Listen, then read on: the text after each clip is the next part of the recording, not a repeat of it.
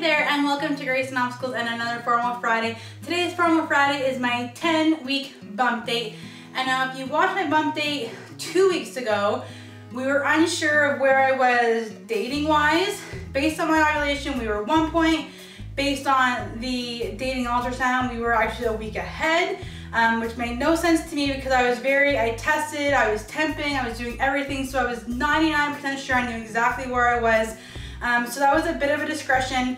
After going to my midwife appointment this week, we decided that because I was so sure of whenever it happened and there was such a discrepancy, she's actually sending me for another dating ultrasound at a larger hospital in a bigger city next week. And so next bump date in 2 weeks, we should have an actual clear idea of where I am.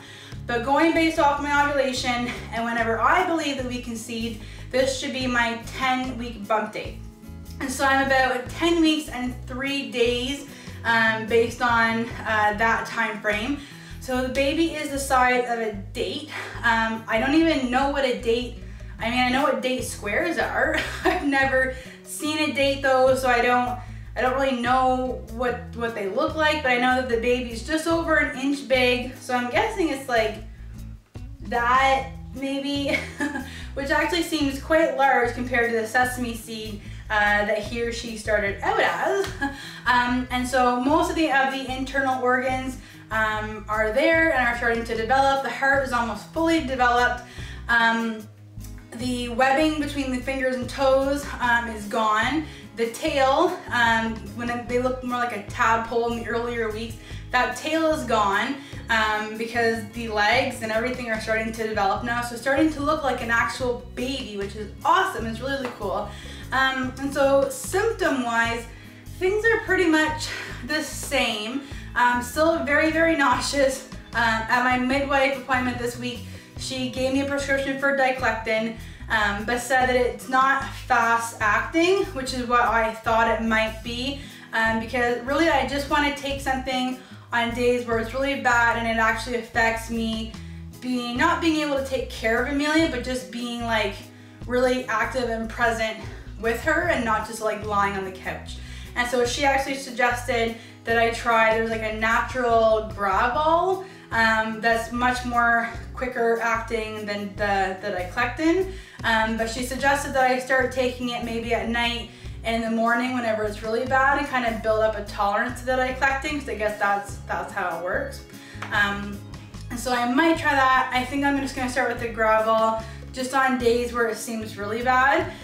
So I'm not actually throwing up. It'd be different if I was, but I'm just 24 hours, 7 days a week, nauseous, again, feeling like I'm hungover, but no party the night before. And so that's where my nausea is sitting.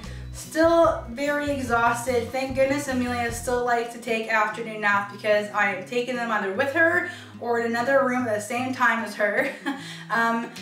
I still have a little bit of the pregnancy insomnia. I usually try and go to bed around 10, but not actually falling asleep until 1-ish. So again, thank goodness that Amelia sleeps until about 8:39 in the morning, because that gives me a little bit of extra sleep. The metal taste from my mouth is pretty much gone, so that's great because that was just gross.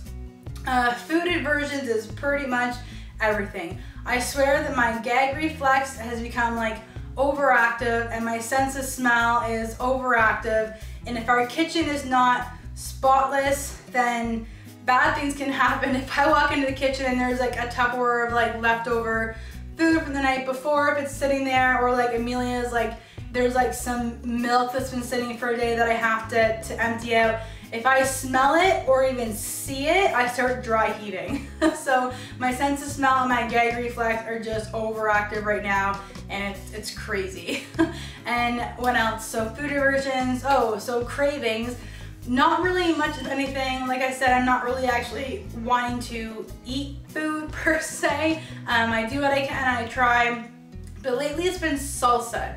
So like salsa and like Tostito chips I'll have sometimes. We had fajitas the other night because I was craving the just base chicken salsa. I'm still a little bit averted to cheese, so not much cheese.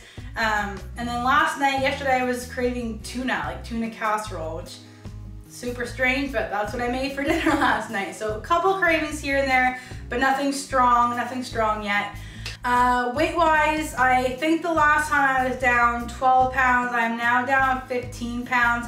I talked to my midwife about that, and the same thing happened with Amelia. I was actually down 40 pounds by the time that I gave birth with Amelia.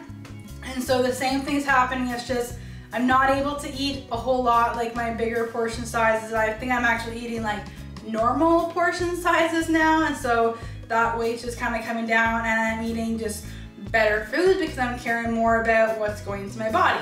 Our only concern is that, and I think I've talked about this in a recent vlog or one of my earlier vlogs, maybe not, but in high school and a little bit of university, I actually had bulimia, quite bad, for a few years. I've actually talked in a newspaper article about it. I might try and link it below if I can find it. So our only concern is that I become obsessed with the weight loss and actually trying not to gain weight, which isn't the case right now.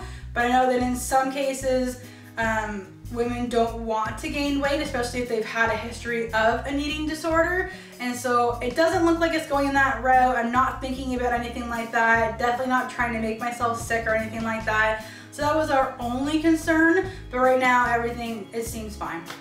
And so I had my midwife appointment this week. Everything was fine. We just went over paperwork. We tried to find the heartbeat, but I'm still, like I said, I was like 10 weeks, and so it's still too early, really. I mean, if we would have found it, it would have been a bonus, but still really too early. And my next one is in a month, and so we should be able to find it then. 14 weeks was whenever I found it with Amelia, and so I would be about 14 weeks then, and so that should be all well and good. We should be able to find it then. Again, I have my next dating ultrasound next week, and so in our next bump date, I'll be able to update you that and kind of let you know exactly where I am. And I should have a really, really good ultrasound picture of an actual like baby. And I'll be almost out of my first trimester. So it's going by super, super, super fast, but all is well, all is good. I'm starting to freak out a little bit about having 2 under 2, but we'll make it. I think just I'll have to have 2 cribs because I know that Amelia will not be ready. She's too much of a mover and goer in her crib that if I put her in a toddler bed, she'd be trying to escape every 2 seconds. So we're probably gonna have to have 2 cribs. It's just, and Amelia is so like hugging my leg, like she just wants, I think she actually knows that something's going on. So she's just very, very clingy. She's having breakfast right now, which is why she's not hugging my leg. And so that's my only concern, is that am I gonna be able to give Amelia still enough attention with breastfeeding and having to give so much attention to the new baby. So my anxiety is starting to roll in about that kind of stuff, but for right now it's kind of still a little bit on the down low, but I know that in future months that is going to be starting to come up. But other than that, I'm feeling pretty good. Things are looking pretty good. I swear I felt the baby move the other day, which seemed really, really early for me, but I know that in subsequent pregnancies, you can feel the baby moving sooner. So I thought maybe, because it was super, super low, but then I talked to my midwife about it, and she said that it may have just been like intestines, gut, my stomach, something moving due to the pregnancy, and my uterus kind of moving things around. So I felt it a couple times, so it might be, might not be, because I didn't feel anything with Amelia until she was 18, until I was 18 weeks along. So seems still a little bit early, but you never know. I mean, I'll keep an eye on it. I think I'm just wanting to feel something so bad because I'm still in that unknown phase. My midwife said, you're not cramping, you're not bleeding, and you're still quite nauseous, so those are all really good signs that things are okay. So I'm actually quite happy to be having an ultrasound next week, so I know for sure everything is okay. So that's it, that's my 10-week bump date, guys. If you have any questions, leave them in the comments below.